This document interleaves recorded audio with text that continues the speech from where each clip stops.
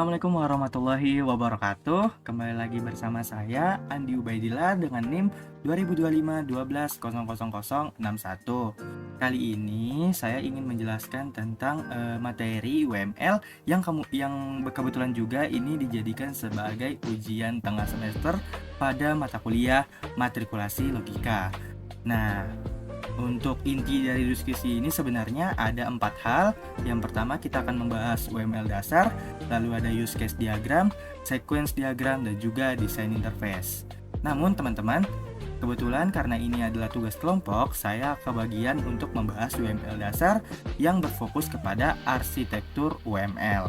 Nah, di sini saya mempunyai sebuah gambar nih, yaitu arsitektur 3 layer Smart Living Village yang berbasis sistem informasi desa adat.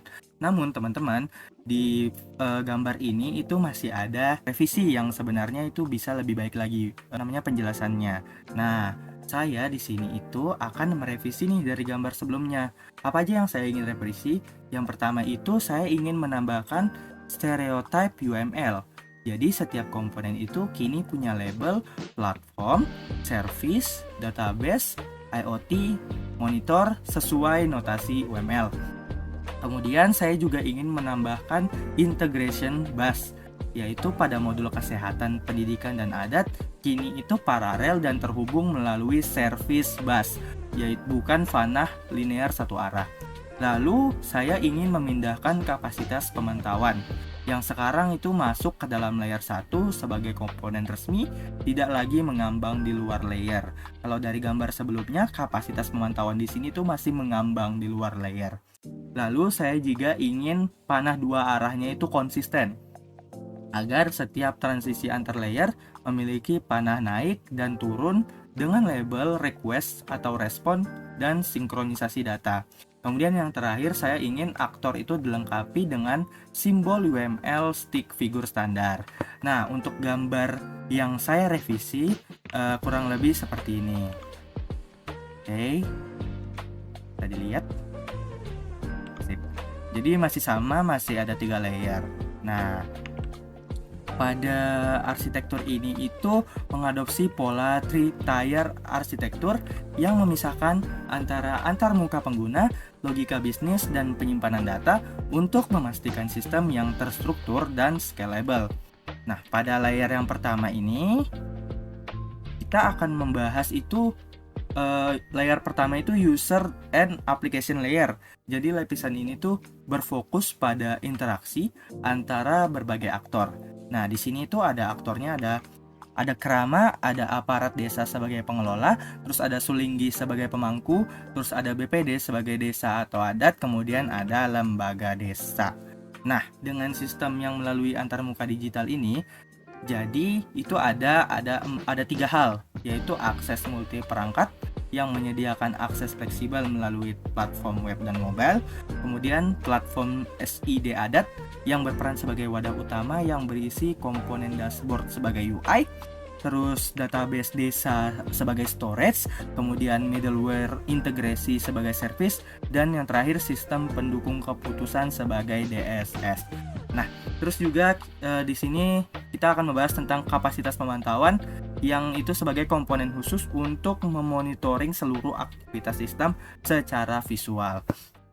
Kemudian ada pada layer kedua, yaitu layer middleware dan integration layer. Nah, lapisan ini tuh bertindak sebagai otak atau pusat orkestrasi yang memproses logika layanan desa. Nah, di sini itu ada yang namanya integration and orchestration bus. Jadi dia itu mengelola aliran data atau data flow secara real time dan memastikan komunikasi antar modul berjalan lancar. Terus ada modul layanan integrasi yang berisi itu mencakup layanan spesifik yang mendukung target SDGs, yaitu modul kesehatan SDGs 3, modul pendidikan SDGs 4, dan lembaga adat SDGs 18.